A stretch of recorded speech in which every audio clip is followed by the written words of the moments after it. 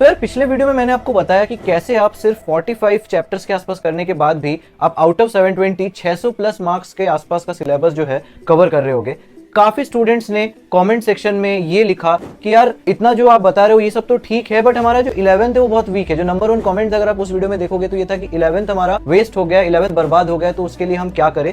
तो आज के इस वीडियो में आपको वही बताने वाला हूँ। Hello everyone, this is Shoaib Aftab, NEET 2020 all India rank 1, और मैंने अपने टाइम पे 720 ऑन 720 स्कोर किया था। आज की वीडियो में मैं आपको बताऊंगा कि जिनका 11th वेस्ट हो गया उनके लिए ऐसी क्या रियलिस्टिक स्ट्रेटेजी होनी चाहिए। क्योंकि यार देखो, वेगली मैं अगर आपको बता दूं कि हाँ आपका 11th वेस्टेड है तो 11th पढ़ लो, अभी उस टाइप से नहीं होगा। आपको भी पता है कि इतना टाइम अभी नहीं है कि कंप्लीट 11th जो आपका बर्बाद हो चुका है उसको आप इतने शॉर्ट टाइम में रिकवर कर लो। तो आज कुछ ऐसी स्ट्रेटेजीज के बारे में बताऊंगा जिससे आप काफी हद तक जो है जो आपका वेस्ट हो चुका है उस चीज को रिकवर कर सकते हो। तो चलिए स्टार्ट करते हैं। ये जो पूरा स्ट्रेटेजी है मैं आपको स्टार्ट से बताता हूँ कि कुछ कुछ चीजें हैं आपको स्टार्ट करने से पहले अपने माइंड में ये चीजें डाल लेनी है। पहला, प्लानिंग और मैनेजमेंट जल्दी से करना पड़ेगा। इस पॉइंट ऑफ टाइम पे जल्दी से इस चीज को प्लान करो। आप खुद से इन चीजों को नहीं होने दे सकते या फिर अपने कोचिंग पे डिपेंडेंट नहीं हो सकते आपको कि आपको वो सही रास्ता दिखाए, क्योंकि आपको खुद की सिचुएशन पता है। आपको पता है कि आपकी 11th कितनी बर्बाद है, आपको पता है कि आपके 11th में कितने चैप्टर्स नहीं हो रखे हैं, कितना बैकलॉग है, क्या पूरा खराब है, कोई सब्जेक्ट खराब है, सब्जेक्ट में कोई टॉपिक खराब है, ये चीजें आपको पता है। तो खुद से प्लान करना पड़ेगा और मैनेजमेंट करना पड़ेगा और जल्दी से जल्दी एक्शन लेना पड़ेगा। देखो दिक्कत क्या होती है, हम लोग ना स्ट्रेटजी वीडियोस बहुत देखते हैं। आप मेरे वीडियो देख रहे हो, अब जाके किसी और यूट्यूबर की वीडियो देखोगे, फिर किसी और की देखोगे,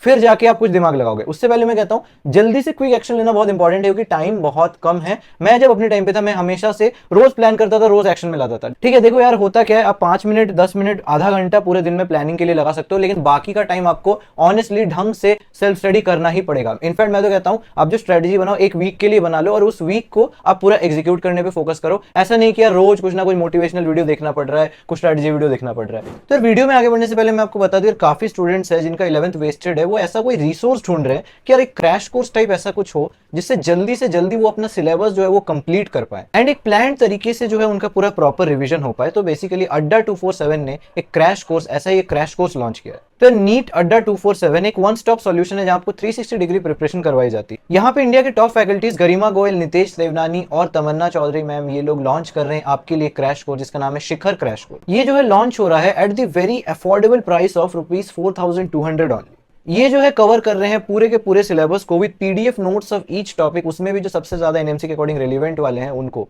साथ ही आपको डीपीपी मिलता है, फुल लेंथ टेस्ट मिलता है एंड अचीवर्स मेंटरशिप प्रोग्राम। इन्होंने यार एक नीट टॉपर रिवीजन बॉक्स भी लॉन्च किया जो आपको एक्स्ट्रा बेनिफिट्स प्रोवाइड करेगा। जैसे कि यार 3 डिफरेंट सब्जेक्ट्स के हैंडबुक में आगे बताऊंगा हैंडबुक का क्या रोल होगा। एक previous year question practice book जिसमें आप प्रीवियस ईयर क्वेश्चंस वगैरह की प्रैक्टिस कर पाओगे, 4 बॉक्स प्लस कार्ड और 3 chemistry formula book with 1 printed periodic table. अगर आप Shikhar crash course plus NEET topper revision box दोनों एक साथ लेना चाहते हैं तो आप मेरा कोड भी यूज कर सकते हैं। मेरा कोड है एम्स, और अगर आप एम्स कोड यूज करते हैं तब आपको एक्स्ट्रा डिस्काउंट मिल जाएगा 25% का, और आपको ये जो पूरा पैकेज है आपको मिलेगा सिर्फ और सिर्फ ₹5100 में। तो मैं सारे लिंक्स नीचे डिस्क्रिप्शन में डाल दूंगा, कोड वगैरह डाल दूंगा, आप चेकआउट कर सकते हैं। अब आगे बढ़ते हैं वीडियो की तरफ। ओके, तो क्विक एक्शन लेना बहुत इंपॉर्टेंट है, प्लानिंग करना बहुत इंपॉर्टेंट है, खुद के हिसाब से प्लान करना बहुत इंपॉर्टेंट है और कंसिस्टेंटली उस चीज को एग्जीक्यूट करना। ऐसा नहीं कि आज प्लान बना लिया, बहुत मोटिवेटेड हैं, बहुत खुश हैं, कल 12 घंटे पढ़ लिया, परसों पढ़ाई नहीं, क्यों यार 12 घंटे पढ़ के थक गए, 13 घंटे पढ़ के थक गए, 14 घंटे पढ़ के थक गए। तो एक ऐसा रियलिस्टिक सा प्लान बनाना है, रियलिस्टिक सा टाइम टेबल बनाना है और उस चीज को धीरे धीरे एग्जीक्यूट करने फोकस करना है। और मोस्ट इंपॉर्टेंटली आप कंसिस्टेंट रहो। मैं कहता हूं ना, कंसिस्टेंसी एक ऐसी चीज है जो आपको 99% नीट एस्पिरेंट से आगे ले जाता है। मतलब लेट से आप इंटेलिजेंट बहुत ज्यादा नहीं हो, आपका मेमोरी पावर बहुत ज्यादा नहीं है, बट फिर भी अगर आप कंसिस्टेंटली रोज पढ़ाई करो तो 99% एस्पिरेंट से आगे हो।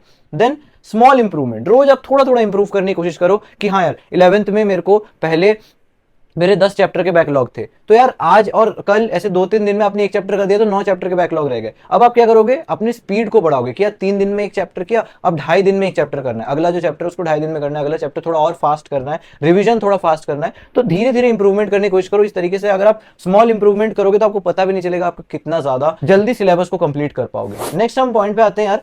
अब मैं आता हूं एक्चुअल स्ट्रेटजी पे। जैन में देखो, आपको ऑनेस्टली अभी जैन आने वाला है, तो जैन में आपको डेडिकेटेडली 11th का प्रिपरेशन करना ही पड़ेगा अगर आपका 11th कमजोर है। क्योंकि देखो, जो लोग फर्स्ट अटेम्प्ट दे रहे हैं तो उनके लिए बोर्ड्स आ जाएगा, ठीक है, फेब में मार्च में आप बोर्ड्स वगैरह में बिजी हो जाओगे। जिनके लिए ड्रॉप अटेम्प्ट है उनके लिए भी मैं आपको बता दूं कि आप 12th वाला पोर्शन को कवर कर सकते हो जब आप फेब में होगे या मार्च में होगे, क्योंकि 12th वाला भी बहुत इंपॉर्टेंट है। अब 11th बर्बाद है तो इसका मतलब ये तो नहीं कि आप सिर्फ 11th करें, बट हाँ पूरा जो जनवरी मंथ है आप उसको डेडिकेटेड 11th प्रिपरेशन पे डाल दो। और हाँ आपको अगर पूरा 11th करना है तो आप सिर्फ हाई यील्ड मोड पे आ जाओ। पिछले वीडियो में मैंने आपको समझा दिया था कौन से चैप्टर्स बहुत हाई यील्ड है, जहां से सबसे ज्यादा क्वेश्चन आएंगे। आप पहले वहां पे जाओ और उसको देखोगे कौन से 11th के कौन से चैप्टर्स जो आपको सबसे पहले करने सब है, बट सबसे पहले कौन से करने जो सबसे ज्यादा हाई वेटेज के होंगे। ठीक है, तो फर्स्ट प्रायोरिटी पे उसको डालो। कैसे करना 11th की तो मैं थोड़ी एनालिसिस बताता हूँ। 11th का अगर मेरे को फिजिक्स पूछते हो ना तो 12th फिजिक्स कंपैरिजन में थोड़ा सा इजी है। ठीक है, मैकेनिक्स वाला पार्ट आता है, बहुत सारी चीजें आती है, बट हाँ अगर आप कंपेयर करोगे एब्सोल्यूट बेसिस पे, जैसे उसमें इलेक्ट्रोस्टैट आता है, ऑप्टिक्स आता है, चीजें कॉम्प्लिकेटेड है। 11th का फिजिक्स थोड़ा सा कम हो सकता है सिलेबस में, 12th का जो फिजिक्स है वो थोड़ा सा सिलेबस में कम हो सकता है, 11th का थोड़ा सा आपको लेंदी लग सकता है। बट हाँ एक चीज मैं डेफिनेटली कहूंगा, 11th का जो फिजिक्स है वो थोड़ा सा इजी है as compare to 12th। Next point पे हम आते हैं, केमिस्ट्री में देखो फिजिकल वाला पार्ट ही लेंदी है। अगर 11th में मेरे को मोस्ट इंपॉर्टेंटली पूछा जाता है केमिस्ट्री में सबसे ज्यादा इंपॉर्टेंट क्या है, फिजिकल केमिस्ट्री सबसे ज्यादा इंपॉर्टेंट है। क्योंकि इनऑर्गेनिक में तो देखो अगर आप केमिकल बॉन्डिंग ढंग से कर लेते हो ना तो आपका हाई यील्ड कवर हो गया। मैक्सिमम क्वेश्चन इसी चैप्टर से आ जाएंगे केमिकल बॉन्डिंग से। ऑर्गेनिक तो ईजीएस्ट, 11th में आपको मेजर रिएक्शंस वगैरह आते ही नहीं है। बेसिक पे आप सीखते हो, नॉमेनक्लेचर सीखते हो, आइसोमेरिज्म सीखते हो। ठीक है, फिर क्वालिटेटिव क्वांटिटेटिव एनालिसिस वाला पार्ट होता है वो थोड़ा सा इंपॉर्टेंट होता है। रिएक्शन मैकेनिज्म सीखते हो, एम इफेक्ट क्या होता है, एच इफेक्ट क्या होता है, आई इफेक्ट क्या होता है। बेसिक कॉन्सेप्ट्स है, रिएक्शन बहुत ज्यादा नहीं है, जो थोड़ा बहुत है हाइड्रोकार्बन में और जीओसी में थोड़े बहुत रिएक्शन है। तो यार 11th की जो ऑर्गेनिक है वो 12th के कंपैरिजन में ईजीएस्ट है। बायो में अगर मैं बात करूं तो बायो यार थोड़ा सा 12th से लेंदी तो है, बट हाँ बायो भी डेफिनेटली काफी ईजी है। अब हम आते हैं हाई यील्ड किस तरीके से आप कर सकते हो। तो हाई यील्ड के बारे में आपको बता दूं यार, देखो जो चैप्टर्स है पहले तो आप हाई यील्ड चैप्टर्स पे फोकस कर लो, जो मैंने पिछले वीडियो में बताया था कि आपको इन चैप्टर्स पे ज्यादा फोकस करना है क्योंकि हाई वेटेज है। तो पहले तो उन चैप्टर्स को करना है। दूसरा आप कैसे करोगे, हैंडबुक यूज करो। हैंडबुक आपको मार्केट में मिल जाती है, मेरे टेलीग्राम चैनल की लिंक में नीचे डाल दूंगा, उस पर भी आपको मिल जाएगी। उस पर डॉक्यूमेंट्स वाले सेक्शन में चले आना।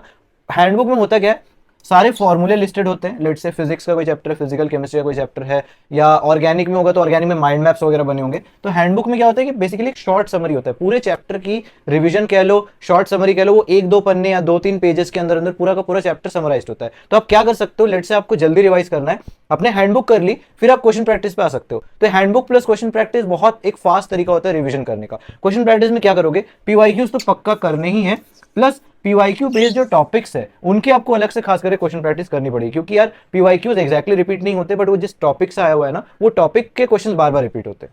नेक्स्ट पॉइंट पे आते हैं एनसीईआरटी। तो एनसीईआरटी ऑब्वियसली सबसे ज्यादा यहाँ पे इंपॉर्टेंट मानी जाती है क्योंकि 11th की एनसीईआरटी भी बहुत इंपॉर्टेंट है, चाहे वो फिजिक्स हो, केमिस्ट्री हो, बायो। पहले मैं कहता था 11th फिजिक्स एनसीईआरटी इतनी इंपॉर्टेंट नहीं है, बट जब से पेपर का पैटर्न थोड़ा चेंज हुआ है, सिलेबस कम हुआ है, असर्शन रीजन क्वेश्चन आने लगे, स्टेटमेंट बेस्ड बहुत सारे क्वेश्चन आने लगे, थ्योरी बेस्ड क्वेश्चन फिजिक्स में आने लगे हैं, तो एनसीईआरटी तो अब सबकी बहुत ज्यादा इंपॉर्टेंट होगी। तो एनसीईआरटी तो खैर करना ही है।